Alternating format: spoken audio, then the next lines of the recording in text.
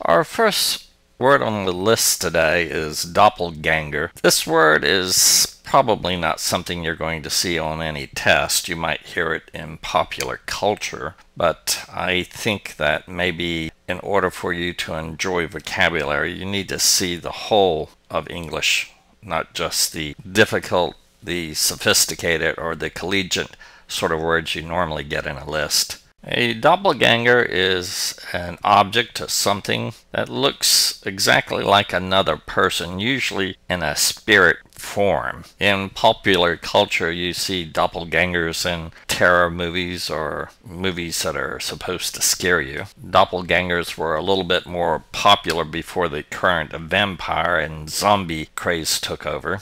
They're all equally silly. The meaning of the word doppelganger is slowly changing. It's now being incorporated into English as just merely resembling somebody. There are websites, for example, where you can search a famous person, for example, a movie star, that might be your doppelganger. The more traditional definition of doppelgangers typically represents evil or misfortune that's about to happen. It's an odd word. It's not from Old English or Old German. It's from the modern German. In modern German, the word verdoppeln basically is the word for double. And the word gang is the German word for go. Rather, it's one of the conjugated forms of the word to go. So it's a word that would be readily understood in German today. It should be paired up with the fourth item down, a ghostly double of a living person. Our next word is retrenchment. It's a word that you've heard a lot lately. We've been going through some economic difficulties in the world, financial difficulties, and you often hear about companies that are retrenching. In other words, are reducing cost or reorganizing because of financial issues or cutting back. It comes from the Latin re, which is back, and an old French word, which came from Latin, trenchere, which meant to cut. We also get the word trench from that. A trench is a hole in the ground, a long hole in the ground that you cut into the ground. You retrench yourself back in the ditch, basically. It should be paired up with the fifth definition down, a cutting down or off as by the reduction of expenses. Our next word is one that you see a lot on tests. Calumny.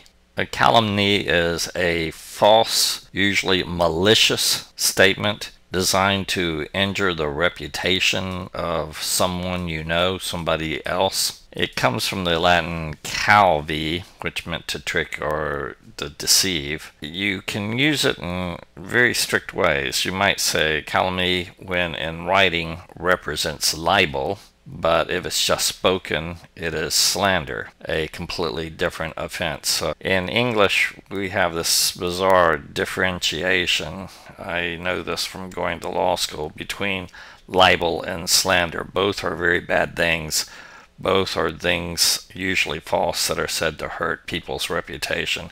When you do the harming statement in writing, it's libel. When you do it spoken, it is slander. It should be paired up with the sixth item down, an attempt to defame another's reputation. You see it a lot on test. Our next word is choreographed. Now, I know a lot of you already know that word because it's a type of planned dancing, but it's used in other ways. It's used in law, it's used in business, it's used in politics. And in that broader sense, choreograph just means to manage, to maneuver, or to direct. In other words, a politician can choreograph his opponents into doing what he wants. A general could choreograph his troops to win a battle. So it's a very broadly used word now. The word choreograph comes from the Greek chorea, which meant dance, and graphy, which is a study of or to do something. It's actually a back formation. We get a lot of back formations in English. For example, you originally had the word editor, now we've created this new word edit. It didn't exist. The editor existed before the word edit did. We do all sorts of strange things in addition to back formation. Shakespeare found a word, alone, and he wanted to describe a emotion of how somebody might feel when they're alone, and he created the word lonely, which is very different in meaning than alone. We tend to create words as we need them by either adding things or taking away things, by affixing items or by backforming. Many people aren't aware that when Shakespeare was around in the mid-1500s, he died in the early 1600s, around 1615. That's only a few hundred years ago. English was considered by many people to be a very primitive language that really couldn't adequately convey what it needed to convey. Shakespeare is among the foremost of English writers who set off to change that. He borrowed from Latin, Greek, and French, and actually borrowed from English itself and created new words. A lot of the words that you use in everyday language, you would not believe that Shakespeare invented. If you use the word eyeball, puke, as in to throw up, skin milk, obscene, or even the phrase hot-blooded, you're using words and phrases that Shakespeare created. Even weird things like the word alligator, he created. It's hard to estimate, but Shakespeare clearly just created hundreds and hundreds of words, many of which we still use today. Therefore, when you're struggling with all of these words, a lot of the blame can be assigned to Shakespeare. So now you can hate him not only because he said to be or not to be, that is the question, but also because he just added a lot of vocabulary that you have to learn. Getting back to our word list, choreographed should be paired up with the second definition down to arrange as in a dance, but it doesn't have to do anything with dance necessarily. Our next word is despondent. That means you're having a feeling or showing profound hopelessness, dejection, very depressed. It comes from the Latin de, which we've had before, which means down from, and spondere, which meant to promise. We get the word sponsor and respond from that root also. It should be paired up with the second item down, discouraged, hopeless, and depressed. Our next word, docile, you might also hear it as docile, means easily managed or controlled. Yielding comes from the Latin docilus, which meant readily talk. We get a lot of DOCs in English. Docere in Latin, what meant to teach. You get the word docent, which is a type of teacher.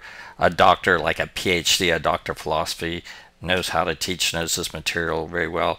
If you try to teach somebody into your thinking, you indoctrinate them, so there's a lot of docs in English. You might wonder how we get from the DOC in this to easily managed or handled. It means that you're easily taught, readily taught. If you have an animal that's docile or docile, you're going to have an animal that's not like my cat, who bites me and's never learned a thing in his life because it's stupid. I love her, but she's stupid. My cat is not docile. It should be paired up with the third definition down, easily managed or handled. Our seventh word is empathetic. This is the intellectual identification of various feelings others have. You need to compare that with sympathetic. Sympathetic, you sort of feel the same. If somebody's depressed, you feel down too. Empathetic just means that you understand the feeling. Having empathy is very different than having sympathy. Empathy is more intellectual. Sympathy is more emotional. Don't confuse the two. It's from the Greek, which is en. We also got the in from the Latin. They're very related. And pathos, meaning feelings. So a lot of PATH. A psychopath, this person with crazy feelings. Pathetic is somebody who's very sad. If you have sympathy, you have the same feelings as somebody else. So path is a very, very common root in English. It should be paired up with the ninth definition down, feeling another's pain as one's own. Our eighth word is paucity. Paucity is smallness of quantity. You don't have a lot. Scanty, scarce, all of those would do. And it's from the Latin paucitatum, which meant few, scarcity, so it makes sense. We get other words with that P-A-U in it. Pauper, paucil, pauciloquent. As many of you know, a pauper is somebody who doesn't have much money, has to sort of beg for food, beg for money.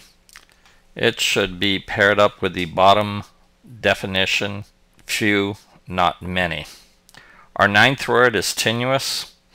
It means thin or slender in form like a thread, lacking a sound basis. So very difference. One means thin like a thread. One means lacking in logic or soundness. If you have bad reasoning, you have tenuous reasoning. So those both have that meaning there. It's from the Latin tenuis, which meant thin, and even before Latin, the word tennis sort of had a meaning of something to stretch out.